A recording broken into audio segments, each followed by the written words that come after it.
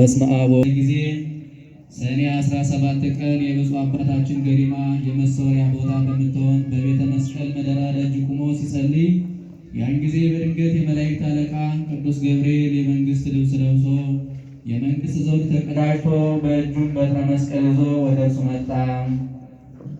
በሚያስፈራና በሚያስደነግጥ ግርማ በፊቱ ቆመ። የመላእክት አለቃ ቅዱስ ገብርኤል ጻድቁ አባታችን አቡነ ገሪማ ከመልአከ ሞት ዓይን የሚሰማ መሰወሪያ ቀን ዛሬ ደረሰ አለው። አሁንም በዚህች ዕለት በሰኔ 17 ቀን እግዚአብሔር መስዋዕትህንና ዕጣንህን ይቀበልልህ ዘንድ መስዋዕትና ዕጣንን አቅርብ አለው። ይህንም ቃል ሰምቶ በመሠዊያው ታቦት ፊት ለእግዚአብሔር መስዋዕትንና ቁርባንን ዕጣንን አቀረበ። ዕጣኑም እንደ አሮን እንደ ዘካርያስ ዕጣን ሰመረ። መስዋዕቱም እንደ ጻድቁ አቤል መስዋዕት ሰመረ። ጌታችን መድኃኒታችን ኢየሱስ ክርስቶስ ለቅዱስ አባታችን አቡነ ገሪማ በሰኔ 17 ቀን ተገልጾ ተናገረው፣ እንዲህም አለው።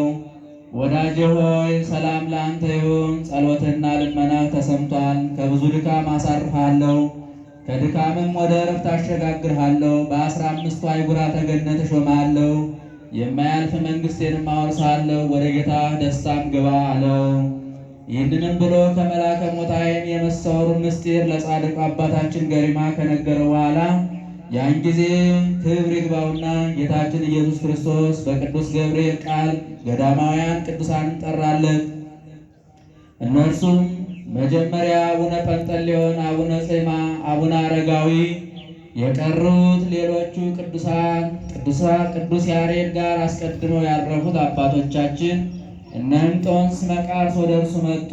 ሁለተኛም ከመልአከ ሞት ዓይን የተሰወሩ የእግዚአብሔር ነቢያቶች ዕዝራና ሄኖክ ኤልያስም መጡ። ሦስተኛም ቅዱስ ጴጥሮስና ቅዱስ ጳውሎስ ሐዋርያትም ሁሉ መጡ። አራተኛም ቅዱስ ጊዮርጊስ፣ ቅዱስ ፋሲለደስ፣ ቅዱስ መርቆሬዎስ ሰማዕታትም ሁሉ በየወገናቸው መጡ። ሊቃነ መላእክት ቅዱስ ሚካኤል፣ ቅዱስ ገብርኤል፣ ቅዱስ ሩፋኤል መልአኩን እንደ በረዶ ነጭ የሆነ ሰፊ ዙፋንን የሚሸከሙ 40ቱ እንስሳ 24ቱ ካህናተ ሰማይ መጡ።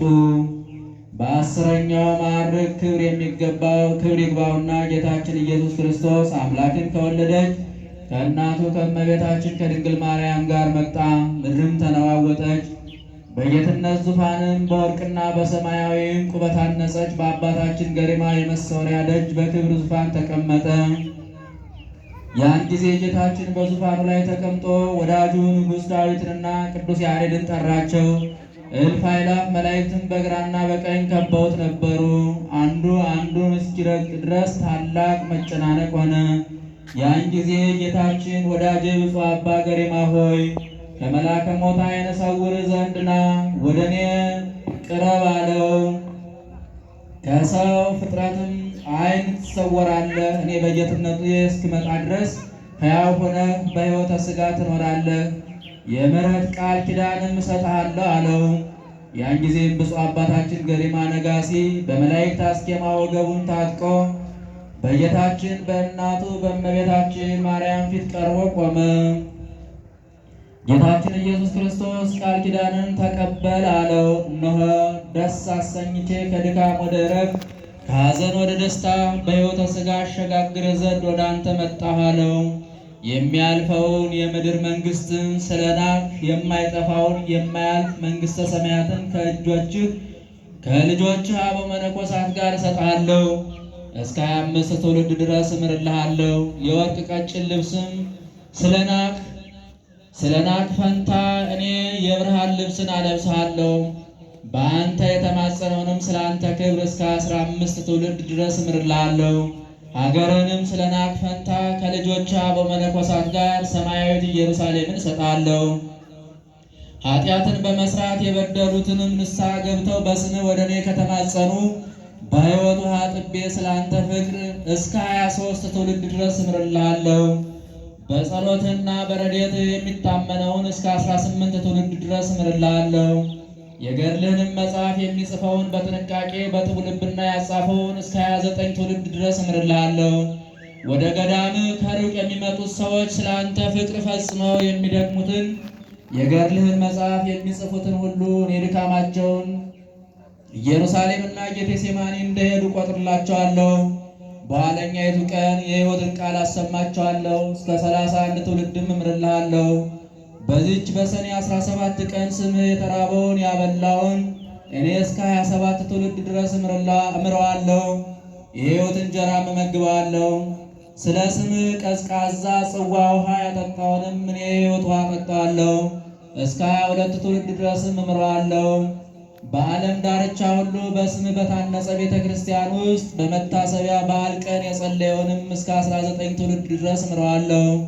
ድሆችንና ችግረኞችን የመሰወሪያህ ቀን መታሰቢያ በምትሆን በዚች ቀን በወር በሰኔ 17 በዓልህን ምሳ ያበላውን እስከ 17 ትውልድ ድረስ እምረዋለሁ። በመታሰቢያ በዓል ቀንም የታረዘውን ያለበሰ እኔ የብርሃን ልብስ አለብሰዋለሁ፣ እስከ 15 ትውልድ ድረስ እምረዋለሁ። የገድልህን መጽሐፍ ለመጻፍ የተጋውንና የደከመውንም እኔ አከብረዋለሁ፣ ክብሩንም እንደ ጻድቃንና እንደ ሰማዕታት ከፍ ከፍ አደርገዋለሁ፣ እስከ 17 ትውልድ ድረስም እምረዋለሁ። ነፍሱ ከሥጋው በምትለይበት ጊዜም እኔ መላእክተ ጽልመትን አላስቀርባቸውም፣ እስከ 17 ትውልድ ድረስ እምረዋለሁ።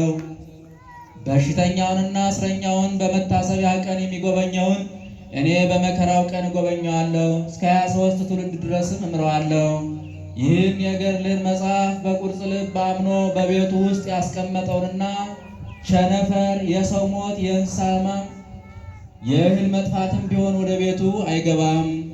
ይህን የገድልህን መጽሐፍ ያነበበውንና የሰማያውያኑን የሰማውን እኔ ከመከራ ሁሉ አድነዋለሁ። ወገብንና ዕጣንን ቅባ ዘይትንና የጧፍ ሰምን የሚሰጠውን እስከ 15 ትውልድ ድረስ እምረዋለሁ። የወርቀ ዘቦ ግምጃ ልብሶችንና የመንግሥት ልብሶችን ከንጉሥ ወይም ከመኳንንት የሰጠውን እኔ የክብርን ልብስ አለብሰዋለሁ፣ እስከ 19 ትውልድ ድረስም እምረዋለሁ። ክብር የባሕርይ የሆነ ጌታችን ኢየሱስ ክርስቶስ ለወዳጁ አባታችን ገሪማ ይህን ቃል ኪዳን ከሰጠው በኋላ በዚህች ቀን ዳግመኛ እንዲህ አለው።